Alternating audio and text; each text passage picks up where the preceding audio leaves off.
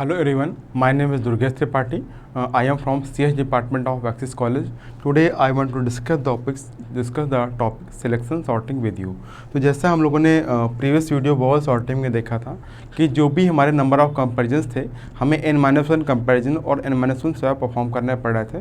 तो वहाँ पर उन स्वैप्स को हमने ओवरकम किया आपके सिलेक्शन सॉर्टिंग में। तो हम यहाँ पर स्टार्ट करते हैं सिलेक्शन सॉर्टिंग को। तो जैसे जो हमारा ऑर्डर ऑफ ग्रोथ होता है वो क्वाड्रेटिक मैनर में होता है हमारे सिलेक्शन सॉर्टिंग में, इसीलिए जो हमारी सिलेक्शन सॉर्टिंग है वो भी स्मॉल लिस्ट को सॉर्टिंग करने के लिए सूटेबल है। एंड अगर हम बात करें यहाँ पर क्या करते हैं कि जो भी हमारी गिवन लिस्ट होती है उस गिवन लिस्ट में हम स्कैन करते हैं इटरेटिव मैनर में और उन लिस्ट में से एक आइटम को सिलेक्ट करते हैं और एक आइटम को सिलेक्ट करने के बाद उसको उसकी करेक्ट पोजीशन पे मूव करते हैं। ये जो हमारा प्रोसेस है वो सिलेक्शन सॉर्टिंग में होता है। बेसिकली अगेन जैसा हमने बॉल सॉर्टिंग में देखा था कि अगर हमारे n एलिमेंट थे उन n एलिमेंट को हम n-1 स्टेप या n-1 पास में परफॉर्म कर रहे थे, उसी तरह से सिलेक्शन सॉर्टिंग में भी क्या है, अगर आपके टोटल नंबर ऑफ एलिमेंट्स क्या है n है तो यहाँ पर आप उनको भी n-1 पास या n-1 स्टेप में परफॉर्म करेंगे। एंड इस केस में क्या होगा कि हमेशा जो भी हमारी लिस्ट है जब हम सॉर्टिंग को इम्प्लीमेंट करते जाएंगे तो फर्स्ट प्लेस पे क्या होगा कि मिनिमम वैल्यू आती जाएगी। इस तरह से हमारी सॉर्टिंग जो है इम्प्लीमेंट होती जाएगी। तो हम अपने प्रोसेस को बढ़ाते हैं और किस तरह से हम इम्प्लीमेंट करना है अपनी सिलेक्शन सॉर्टिंग को हम मूव करते हैं। तो ये मान लीजिए हमारी एक लिस्ट गिवन है, इस लिस्ट में हमारे टोटल कितने एलिमेंट हैं, 5 एलिमेंट हैं और उन 5 एलिमेंट को हमने एक एरे में स्टोर किया हुआ है और हमने उनके इंडेक्सेस भी प्रोवाइड किए हैं। और इस तरह से जब हम सिलेक्शन सॉर्टिंग को इम्प्लीमेंट करेंगे तो हम इस लिस्ट को लेकर चलते हैं। तो हम पास 1 में आएंगे। पास 1 में हमारे क्या है कि टोटल कितने एलिमेंट्स हैं, हमारे 5 एलिमेंट्स हैं। उन 5 एलिमेंट्स को हम क्या करेंगे, सबसे पहले हमारा जो टास्क होगा वो क्या होगा कि जो भी हमारी गिवन लिस्ट है उस गिवन लिस्ट में यानी एरे ऑफ 0 से एरे ऑफ n-1 यानी 0 से n-1 यहाँ पर क्या है 0 से 4, क्योंकि n यहाँ पर क्या है n आपके 5 है तो इसके इसलिए क्या हो जाएगा array of 0 to array of 4। इस तरह से यहाँ पर हम 0 to 4 क्या करेंगे यानी पूरी लिस्ट में क्या करेंगे कि जो भी हमारा मिनिमम वैल्यू वाला एलिमेंट होगा उस मिनिमम वैल्यू एलिमेंट को फाइंड करेंगे।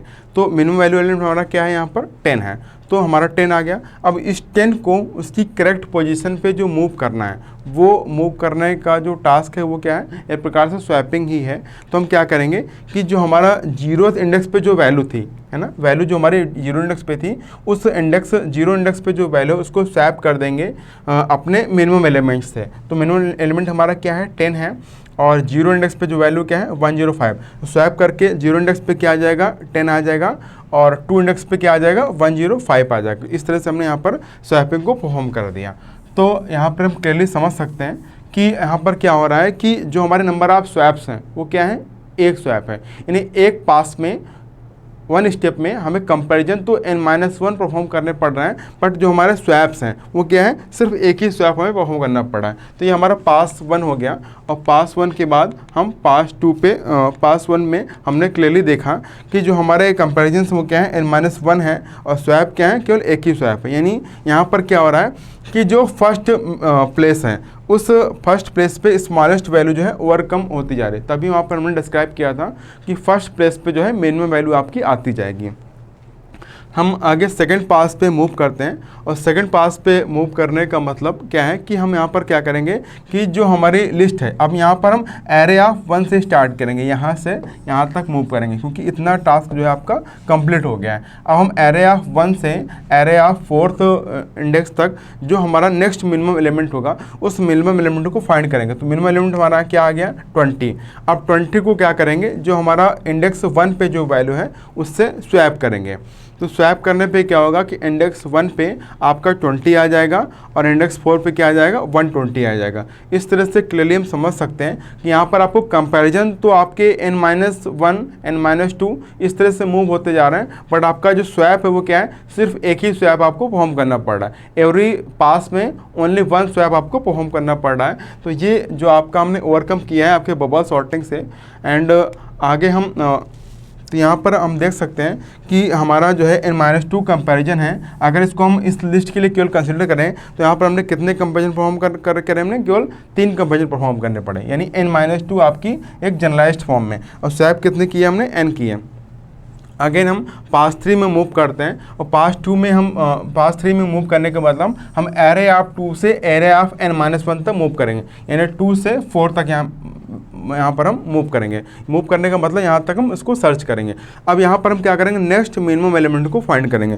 तो नेक्स्ट मिनिमम एलिमेंट हमारा क्या है, 105 है। हम क्या करेंगे, 105 को जो बेस इंडेक्स 2 पे जो वैल्यू है उससे क्या करेंगे, स्वैप करेंगे। तो ऑलरेडी जो हमारा मिनिमम एलिमेंट है वो बेस इंडेक्स 2 पे ही अवेलेबल है, इसलिए हम यहाँ पर किसी भी तो यहाँ पर हम क्या करेंगे, तो swap the minimum value with the value at index 2। तो बेसिकली यहाँ पर क्या हो रहा है कि आपका सेम एलिमेंट होने की वजह से वो अपने आप में ही जो है स्वैप हो रहा है, यानी आपका जो है 105 वहाँ पे अवेलेबल हो जाएगा आपके बेस इंडेक्स 2 पे। हम नेक्स्ट पास 4 पे मूव करेंगे और पास 4 पे कहाँ से स्टार्ट करेंगे, एरे ऑफ 3 से एरे ऑफ n-1 तक, यानी यहाँ से यहाँ तक। इस केस में क्या करें, अगेन हम मिनिमम एलिमेंट को फाइंड करेंगे। तो मिनिमम एलिमेंट हमारा क्या आएगा, 120 आएगा। अब 120 को जो हमारा बेस इंडेक्स 3 पे जो वैल्यू है 200 उससे स्वैप करेंगे। तो स्वैप करने का क्या मतलब है कि 3 इंडेक्स पे आपको 120 आ जाएगा एंड आपका 4th इंडेक्स पे क्या आ जाएगा, 200 आ जाएगा। ठीक है, इस तरह से हमने 4th पास में हमने क्या किया कि जो हमारे एलिमेंट्स हैं वो हमारे क्या हो गए, सॉर्ट होगा। तो यहाँ पर अगर हम कंपैरिजन को देखें तो हमें 4th पास में n-4 कंपैरिजन परफॉर्म करने पड़े, और अगर हम स्वैप को देखें तो केवल एक ही स्वैप में परफॉर्म करना पड़ा। तो इस तरह से हमने क्या किया कि टोटल 4 पास में जो भी हमारी लिस्ट थी उस लिस्ट में जो है सिलेक्शन सॉर्टिंग को हमने परफॉर्म कर लिया। ठीक है, और परफॉर्म करने के बाद हमारा जो लिस्ट है ये पूरी क्या ऑलरेडी सॉर्टेड फॉर्म में है। तो यहाँ पे हम क्लियरली समझ सकते हैं कि सिलेक्शन सॉर्टिंग में क्या हो रहा है कि हम एवरी पास में n-1 कंपैरिजन को परफॉर्म करते चले जा रहे हैं, और स्वैप हमारा क्या है कि हर पास में केवल एक ही स्वैप को हम परफॉर्म कर रहे हैं। एंड अगर हम एल्गोरिथम को देखें तो ये हमारी एल्गोरिथम है सिलेक्शन सॉर्ट की। यहाँ पर हम क्या कर रहे हैं कि जो हमारे स्टेप 2 और स्टेप 3 हैं, इन स्टेप 2 और 3 को हम क्या कर रहे हैं, रिपीट कर रहे हैं आपके इंडेक्स आपके कहाँ से, from varying from J to n-2। J हमारा क्या है, इंडेक्स है, और n यहाँ पर क्या है, टोटल नंबर ऑफ एलिमेंट हैं। इस तरह से जो हमारे यहाँ पर क्या करना है, सेकंड आपका जो स्टेप वो क्या है, find the minimum value.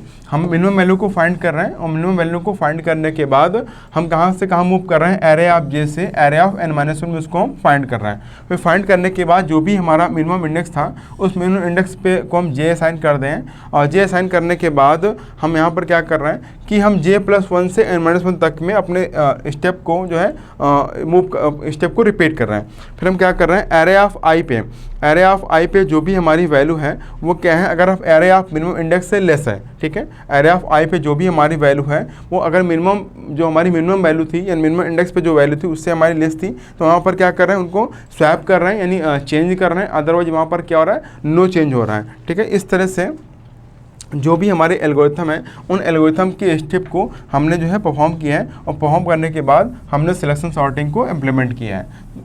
And अगर हम बात करें नेक्स्ट कॉम्प्लेक्सिटी की, तो जैसे हमने देखा कि जो भी हमारे सॉर्टिंग एल्गोरिथम्स हैं उन सारी ही सॉर्टिंग एल्गोरिथम में जो उनकी एफिशिएंसी फाइंड करने का जो पैरामीटर है बेसिकली नंबर ऑफ कंपैरिजंस हैं।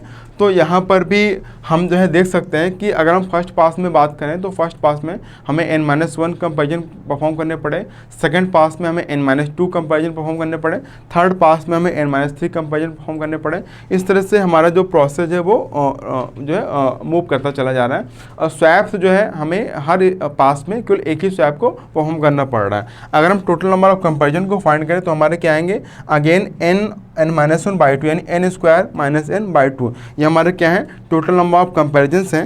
एंड अगर हम टोटल नंबर ऑफ स्वैप की बात करें तो स्वैप हमारे क्या है, हर पास में हमें एक ही स्वैप को परफॉर्म करना पड़ रहा है, इसलिए जो हमारे टोटल स्वैप हो जाएंगे वो क्या हो जाएंगे, n-1। अगर हम कॉम्प्लेक्सिटी को फाइंड करेंगे तो कॉम्प्लेक्सिटी यहाँ पर क्या निकल के आएगी, order of n²। Order of n² आपकी कॉम्प्लेक्सिटी इसलिए आएगी क्योंकि जो हमारा मेन पैरामीटर है, जिस पैरामीटर के बेसिस पे हम एफिशिएंसी या कॉम्प्लेक्सिटी को फाइंड कर रहे हैं वो हमारे क्या है, नंबर ऑफ कंपैरिजंस हैं। तो यहाँ पर हमें कंपैरिजंस कितने हमारे यहाँ पर हैं, अगर हम टोटल कंपैरिजन हम देख पा रहे हैं वो क्या है, n² - n/2। अगर हम इसको कॉम्प्लेक्सिटी के टर्म में मेजर करेंगे तो हमारा क्या आएगा, order of n²। Best case के लिए, वर्स्ट केस के लिए, एवरेज केस के लिए, तीनों केस के लिए जो हमारी कॉम्प्लेक्सिटी हो क्या आ रही, order of n²। Okay, thank you.